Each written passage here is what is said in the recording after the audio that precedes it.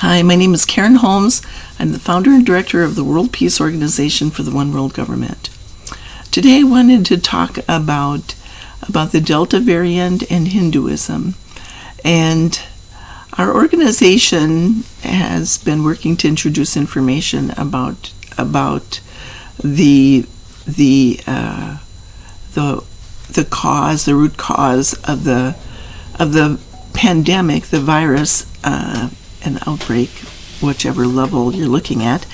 And now what we're doing is we're focusing on how it has evolved from just the virus to now it has the Delta variant has kind of combined it with in India with a fungus. And it's a very devastating death. The virus by itself is enough to kill people in many places, but add the fungus on top of it, and the death is much worse.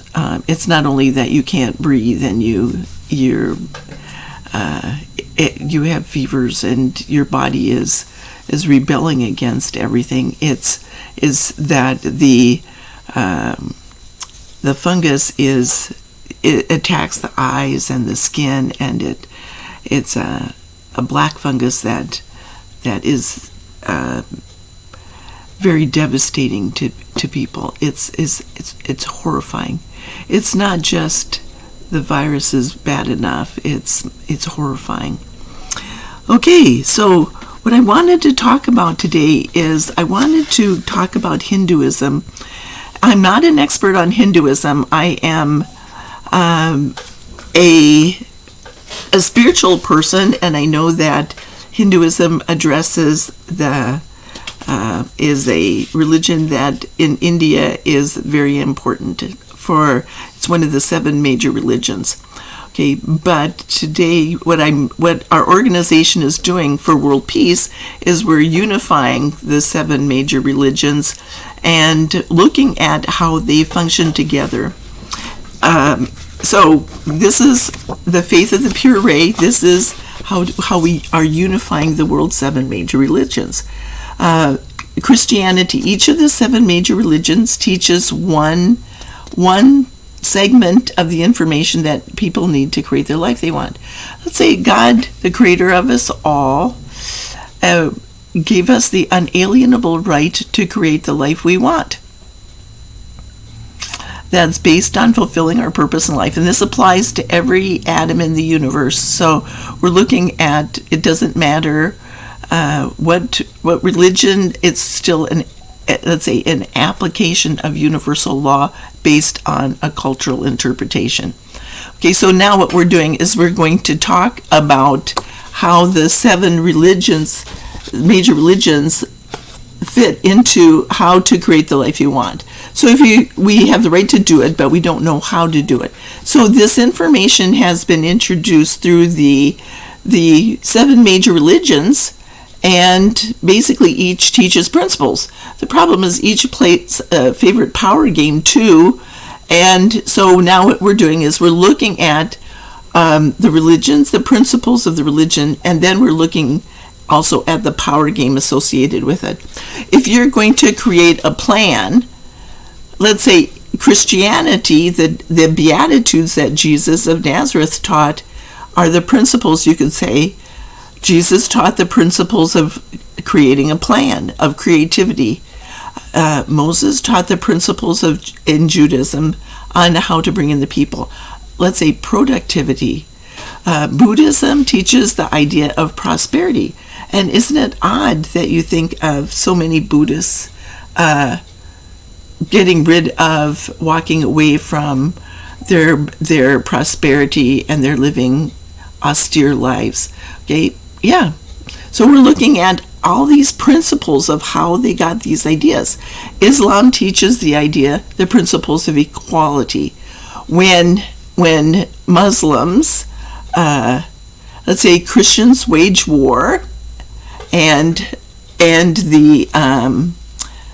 the Judaism is associated with genocides, the game of envy.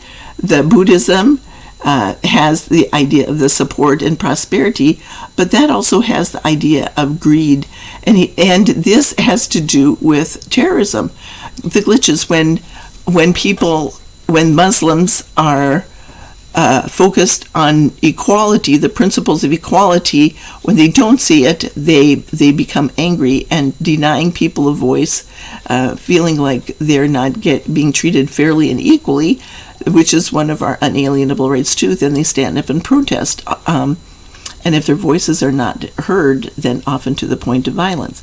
So now, but our focus now, so when you look at how they oppose each other, equality has to do with, you can understand how this, on the opposite end of it, you look at equality, the principles of tolerance and having a plan.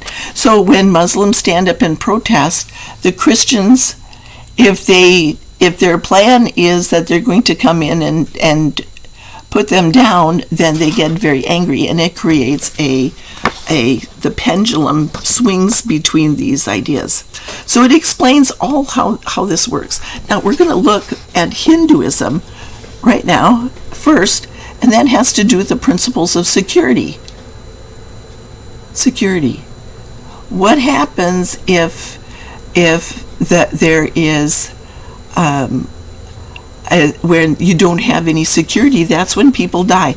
There's a line between here that is like the end of life crisis. If you have a plan that doesn't address the root cause of the problem, and it doesn't bring in the people, so let's say that we have in Congress right now in the United States, we have Joe Biden trying to bring in the people of the Republicans, and he just can't do it. So we're looking at this idea of prosperity. It's causing problems with this idea of the schism in our government. It's causing problems with prosperity. They're not coming up with a plan that addresses the problem of a stagnant economy. There's supply chain problems. It's just ripples of effects that keep going out. People are not being treated fairly and equally. And then security issues. Now, there was, in the United States, there was, just over the last couple of days, a book has come out about the idea of a coup, that Donald Trump was dealing with a coup. Okay? We're also dealing with Russian interference and cyber on our cybersecurity. We're dealing with the same problems here in the United States having to do with Hinduism. Now, the religions have Christmas, for example. The holidays, the holy days, are designed to bring light back into the world, bring understanding back into the world. They're designed to teach us information. Now, example, let's say Jesus taught the idea of gifts, that people took that idea of the gifts of the wise men and things like that. But actually, Christmas is actually more about coming up with a plan.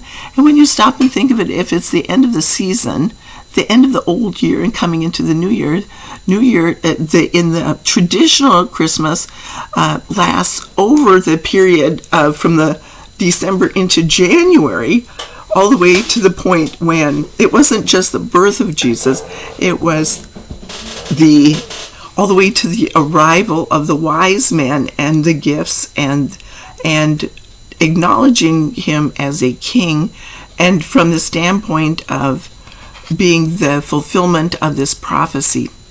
Okay, so now when we're looking at Hinduism, we're looking at how Diwali is their main holy day, you could say, and that has to do with security. So we're looking at the principles that are taught in their holy days. Diwali it's celebrated differently in the different areas of the countries that are based on Hinduism, that are Hindu countries. Basically, Diwali or Deepavali is the return of the light also, and spiritual light. understanding about spiritual light. And then what it does is they have come up with like little ideas. Rama was considered a god, and his wife Sita had in the story of the Ramayana,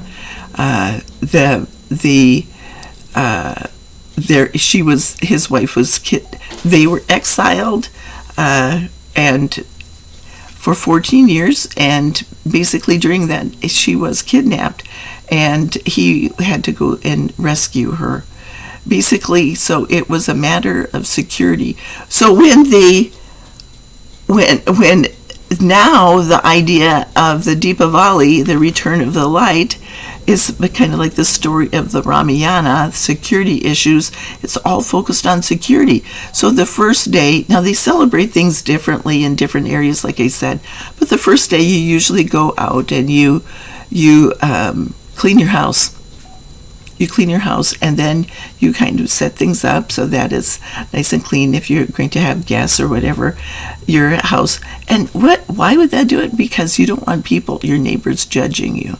Okay, so they've divided this up into various segments, also, and each day they celebrate a different idea. The relationships, like I said, I'm not an expert on this, but if you look at each of the things that they do, they're protecting themselves from, let's say, the judgment of neighbors, relationships within the family between brother and sister. What happens if your brother and sister are little, or as opposed to older and adults in their own right? Things like that. All of these ideas have historical ideas, meanings behind them. So I just wanted to explain about how the Delta virus and the variant basically has to do with a fungus, which is something that is darkness, and it's a matter of emotions. It's a matter of fear. The darkness associated with fear. What happens if there is this idea where you can't defend your security? What happens if you clean your house and people don't care about your house? They're going to steal it, or something to that effect. What happens if you are trying to resolve relationship issues and the people don't want to resolve the issues?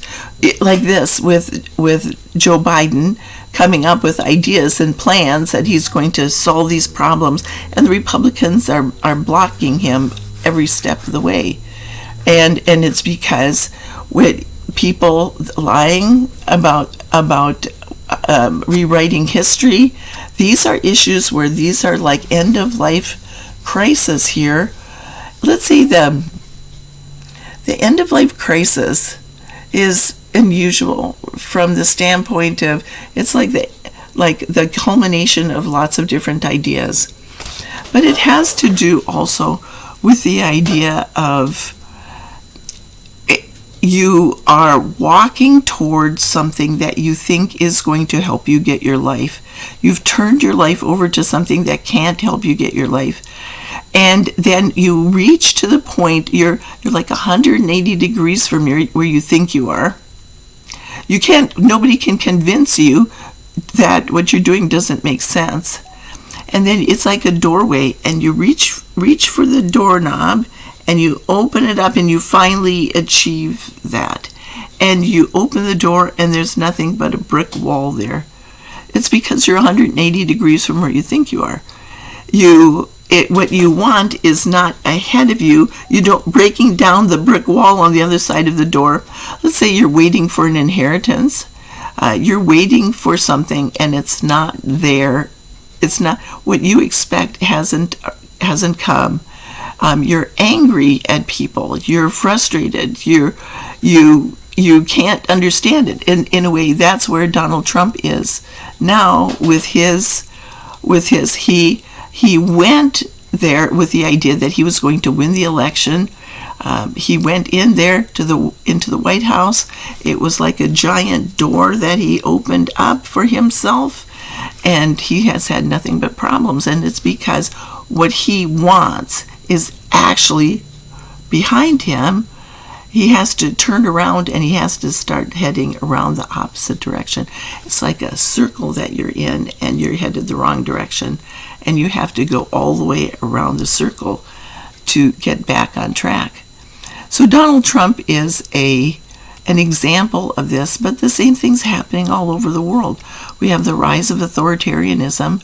What would happen if Putin and Xi Jinping, for example, believe that this is their century to shine and it isn't? And they believe that after all this time, they're going to topple the United States, and what happens if the plan for world peace is there? And they have to let go of what they have been holding on to for all this time because it's not going to work. And that's what's happening now, is the darkness and the fear that people have that they can't get their life. People are afraid they can't get their life. What happens if a Hindu is, let's say, programmed spiritually to focus on the idea of security, and the security doesn't work anymore? You have a plan that doesn't work anymore, and then you have the idea of bringing in the people. What happens if you can't bring in the people? And that's where we're looking at this same idea right across here. They have something in common. Hinduism has connections with Christianity and productivity. Now, imagine, for example, that the economy has gone down there, and India has done a remarkable job becoming more Americanized. Outsourcing and downsizing and things like that have taken a lot of our manufacturing over to India and to China. And when they've started to evolve, their culture has started to evolve away a little bit from that idea. Basically, the backbone of any economy is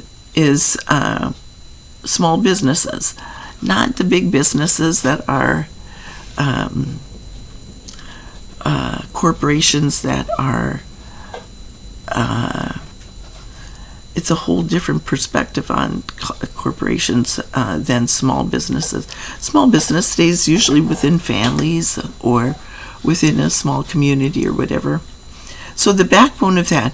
But if your economy has shifted, and let's say the people don't trust the people from India, or don't go along with that idea, there's not a lot of trust in the world.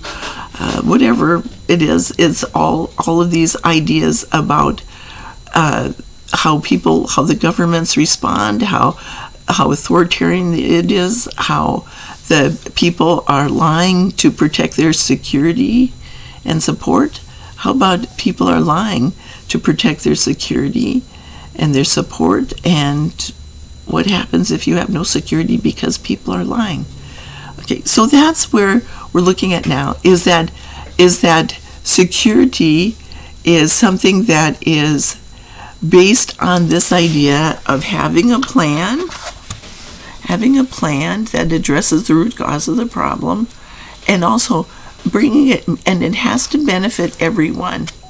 So we're looking at a plan that benefits everyone, and then you still have to deal with security issues, because as you go around the planning process to create your plan, this is based on the planning process to create the life you want. You have to. What happens if you're not creating the life you've always wanted, but you are creating something like Donald Trump? He's functioning outside of his capacity. He has no security. He turned his security over to Vladimir Putin in terms of intelligence. He relied on Russian intelligence for the Steele document, and he relied on Vladimir Putin rather than U.S. intelligence. You can understand that because Vladimir Putin has been compromising him and flattering him and controlling him, where the U.S. government are saying, we don't like what you're doing because you're breaking the law. He said, we're going to have to impeach you over and over again because you just can't figure this out. He went there with the idea that he was going to open the door and he was going to protect his brand. He was going to become very wealthy. He was going to have a voice. He ended up being banned from. So he's got a plan that doesn't address the root cause of the problem, and basically he can't address this idea. So he has to come up with another plan. And what is his plan? And that has to do with coming up with a plan that benefits everyone and can benefit people. And President Biden is in the same situation. What is his plan that benefits everyone? Okay, so that's where we're looking at now we're letting go of the idea of revenge. And I've explained this before. The idea of revenge, you can't get your life by getting revenge. People who lie basically are protecting their security and support. They're weaving an illusion. There's two of the power games associated with that. Like I said, we have Judaism, basically the idea of a global genocide evolving. So how do we stop a global genocide? That's where we are now, is we're looking at the exit strategy for Iraq as a way to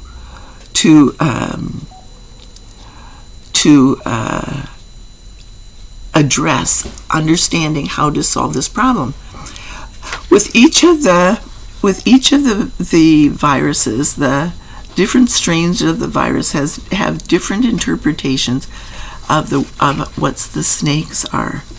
So if in India there's lots of snakes, and there's lots of there are tigers and snakes, and Southeast Asia and that area, the subcontinent of India, that is all a very wild place where there's lots of animals that are very lethal to around there.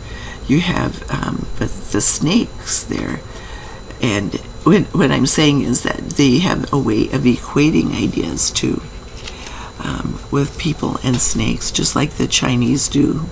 This is the year of the snake, so to speak. And by equating ideas, we have to unequate them. We have to break them apart and look at these ideas. So if there's anything that you can do where you can look at these ideas about how Hinduism and the principles of Hinduism and the idea of this security issue, if you can't deal with security, that's when the end of life crisis comes. We're looking at unraveling all these ideas and how each of these religions can come together, teach people how to create the life they want, not by playing the power games, but by understanding the principles.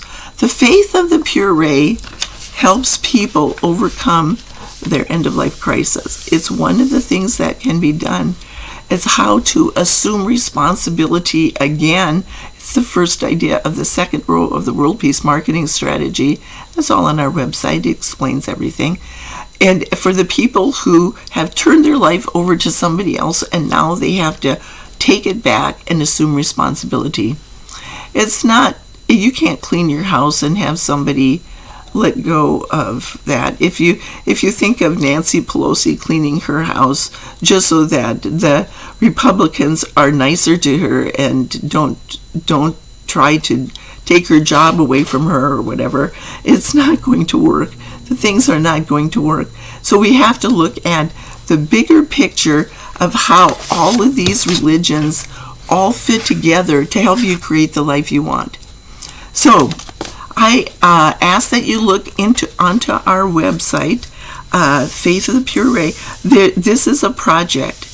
It's in the World Peace Marketing Strategy, the second row. It's the first project of it.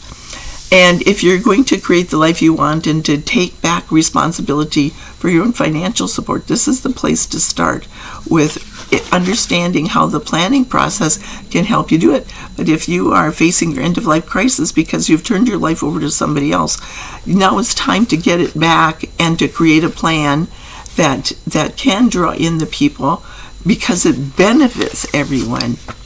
If you had to go to Congress to lobby an idea, you would go and you would think to yourself, how would this benefit this person? What would benefit? So the overview idea for the world leaders is there's 10 benefits for world peace. And there's like expert advice, consultation. You can go to the world's experts once the plan the plan for the international government comes about. All they have to do is bring together all the experts to advise them on it. And then all the experts from all the countries coming together, getting all these different perspectives, the solutions will be found. All the resources available for all the countries. It'll solve these problems so much faster and easier. That is a better plan. Unifying everybody on an individual basis to create the life they want. You can walk away from the virus and the fungus just like this because nobody can prevent you from getting your life. The universe is telling you that you have the right to create the life you want, and nobody can prevent you from doing it because it doesn't make sense under universal law to stop somebody else from doing that. There. So universal law of cause and effect applies to all these religions. It's how you create the life you want.